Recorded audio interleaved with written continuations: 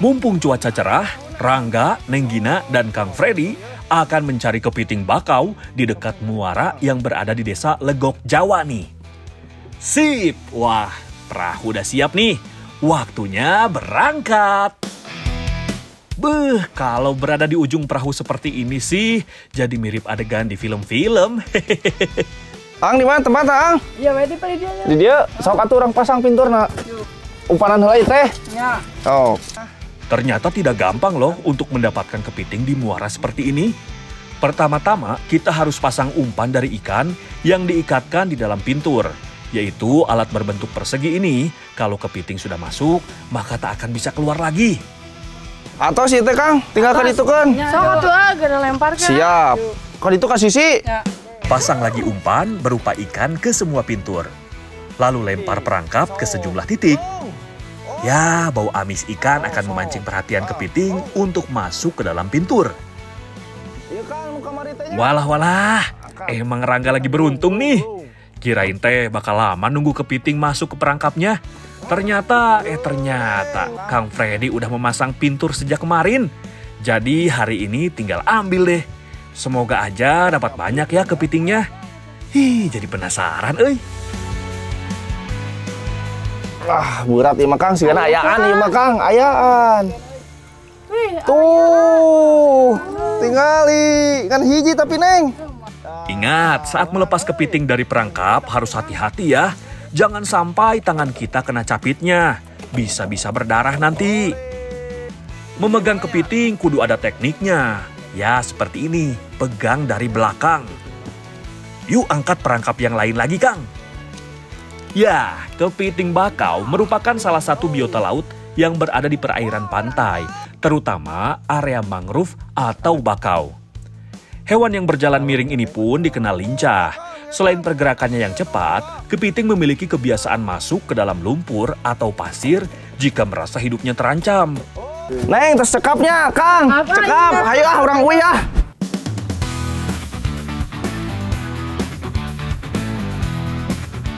Sop keyeup Legok Jawa. Itu dia yang mau saya masak bareng Neng Putri dan Ibu Sri. Sekarang mah orang masak. Yuk Neng yuk. Iya, Abi langsung ngerebus aja, Bu. Nah. Pertama-tama, kepiting yang sudah dicuci bersih harus direbus terlebih dahulu ya. Nah, sementara Rangga merebus, Neng Putri dan Ibu Sri akan menyiapkan bumbu halus dan bahan pelengkapnya. Simpel sekali bukan? Urusan potong-memotong dan mengulek bumbu sih Rangga serahkan ke Bu Sri dan Neng Putri aja. Karena mereka jagonya. Semangat Bu, ulek sampai halus ya. Merebus kepiting mah tak perlu waktu lama. Cukup sampai cangkangnya berubah warna aja. Sekitar 15 hingga 20 menit. Sobat anak negeri, pada tahu nggak sih kalau kepiting setelah direbus atau dimasak akan segera berubah warna menjadi orange kemerahan. Hal itu karena reaksi dari kandungan zat kimia cangkang kepiting saat bertemu dengan panas. Bu, iya tos asaknya. Sawat Bu, mana wadahna? Oke. Ngebetkeun kali sadaya nananya, Bu. Nah, kepiting bakau yang sudah direbus harus dipisahkan dulu daging dengan cangkangnya ya. Karena untuk membuat sup kepiting hanya dagingnya saja yang akan digunakan. Kalau dasarnya udah enak, kepiting mau diolah jadi apapun juga pasti enak. Namun jika pengen makan yang hangat-hangat tapi mengenyangkan, ya paling tepat sup kepiting. Lihat, kepiting sebanyak ini cuma menghasilkan daging yang tak begitu banyak. Pantes saja sup kepiting yang dijual di restoran itu mahal harganya ya. Ya, atas Sok Neng. Kedap Neng. Ada info nih. Ternyata kepiting itu salah satu hewan purba yang sudah hidup 200 juta tahun yang lalu. Manfaatnya kepiting atau keyup ini tuh banyak pisan. Nih ya, tapi jangan berlebihan. Karena sesuatu hal yang berlebihan itu tidak baik. Laras Neng? Laras Bu? Oh, ayo nama orang sayur. Tumis olahnya berarti. Tumis bumbu sampai harum.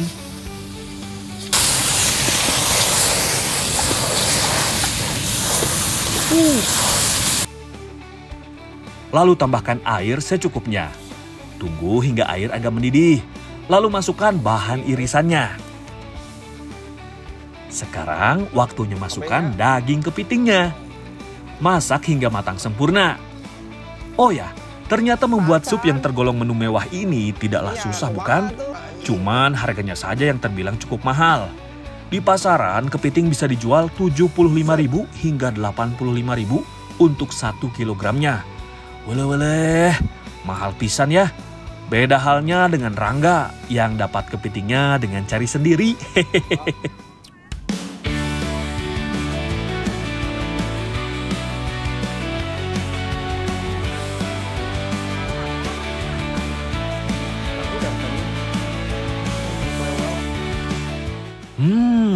Ini sih enak sekali.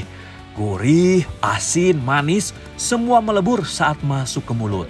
Bisa nambah berkali-kali nih.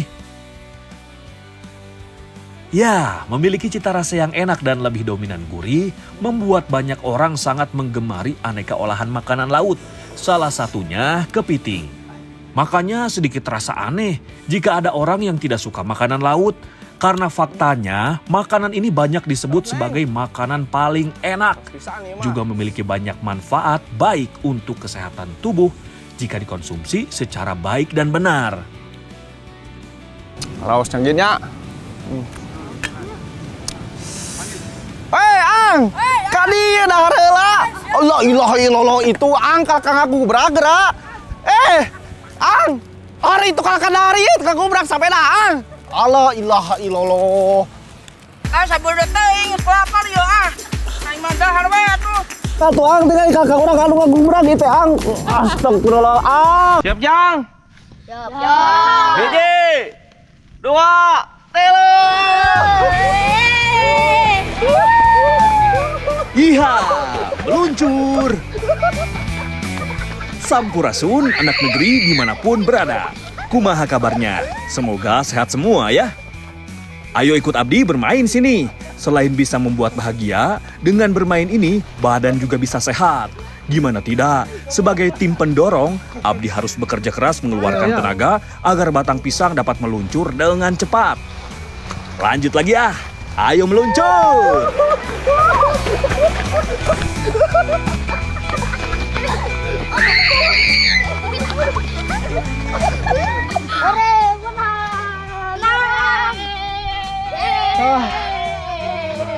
Waduh, hebat pisan anak-anak di sini mah. Nih, sekarang Rangga itu lagi berada di Cilaki, Cianjur Selatan. Sedang bermain sosorodan bareng anak-anak. Selain permainan sosorodan, masih banyak yang lainnya nih. Ada tradisi, hasil alam, dan yang pastinya kulinernya dong. Makanya jangan kemana-mana, tetap di Jejak Anak Negeri. Karena alam memberi banyak manfaat. Ayo dorong!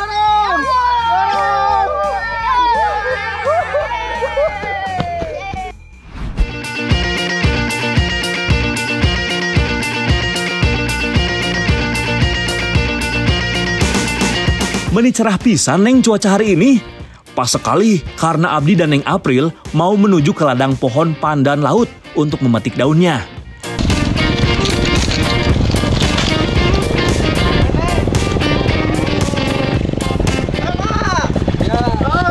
Ya, keranggu. Tuh, abing naik ya. Untuk memanen daun pandan laut ini memang harus ekstra hati-hati ya, karena daunnya memiliki duri yang tajam. Jadi harus pakai sarung tangan. Naik siapanya? Ya, sok naik. Oh, bapak bagian bawah. Awas hati-hati. Ini dia daun pandan yang kami cari. Ternyata bukan daun pandan yang biasanya ada pada kolak. Masyarakat pesisir Cianjur menyebutnya dengan daun pandan laut. Pohon pandan laut ini tumbuh alami loh. Pohon pandan berfungsi untuk menjaga tanah agar tidak mudah erosi. Wah, hebat juga ya pohon yang satu ini. Karena selain menahan erosi, daun pandan juga dimanfaatkan untuk menjadi bahan baku dalam pembuatan kerajinan anyaman. Oh ya anak negeri, pohon pandan laut bisa dipanen sepanjang tahun. Tapi saat musim kemarau tiba, produktivitasnya sedikit berkurang. Awas hati-hati Neng April. Daun pandan laut ini disebut juga daun pandan berduri. Lihat saja durinya yang berada di tepian daun, lumayan tajam loh. Pokoknya mah jangan sampai terkena tusuk, nanti sakit. Sekarang teh saya lagi cari pandan laut untuk dibikin kerajinan dudukui. Penasaran kan dudukui itu seperti apa? Pokoknya mah seperti topi tapi unik banget. Udah sekarang mah saya mau cari yang banyak biar topinya makin banyak. Neng, tewak Neng.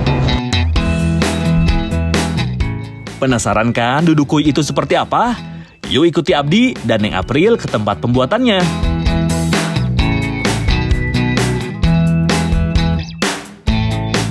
Assalamualaikum. Assalamualaikum.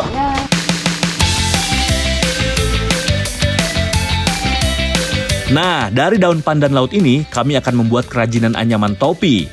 Penasaran? Seperti ini caranya. Untuk dibentuk menjadi hasil kerajinan, penyortiran daun pandan harus dilakukan. Daun pandan harus dipotong sesuai panjang maksimalnya. Eits, jangan lupa, duri-duri tajam yang ada di tepian daunnya juga harus dihilangkan ya. Dengan alat sederhana ini, potong kembali daun menjadi iratan. Karena iratan inilah yang nantinya akan disusun menjadi anyaman. Jadi besar kecil dan panjang lebar iratan harus benar-benar sesuai ya. Usulannya Bu, Pak. Oke. Selanjutnya rebus daun pandan selama 30 menitan. Proses perebusan ini bertujuan untuk menghilangkan klorofil atau zat hijau daun yang terkandung di dalam daun pandan laut, sehingga warnanya nanti bisa berubah menjadi kecoklatan. Setelah direbus, daun pandan harus dijemur selama 1 hari penuh. Selain menghilangkan warna hijaunya, proses perebusan menjadi hal yang penting, karena karakter daun pandan laut yang tebal dan kuat akan berubah menjadi lentur. Jika sudah kering, daun pandan siap deh untuk dianyam.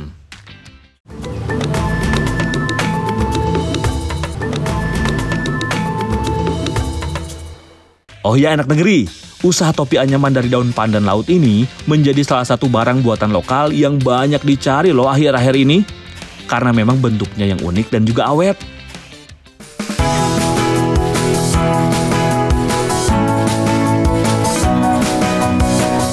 Wah, lihat Pak Darmawan. Memang kalau sudah ahli mah cepat sekali ya menganyamnya. Gak heran kalau dalam sehari Pak Darmawan bisa menghasilkan 5-6 topi. Anak negeri, topi anyaman buatan kami ini nantinya akan langsung dipasarkan ke sejumlah daerah wisata di Indonesia. Seperti Bali, Jogja, dan juga Pangandaran. Nah, seperti ini topi yang sudah jadinya anak negeri. Kasep Pak. Bu kasep. Cesel lah tuh Bu. Ces. Oke. Kasep Pak, kasep. Cesel lah Pak. Oke.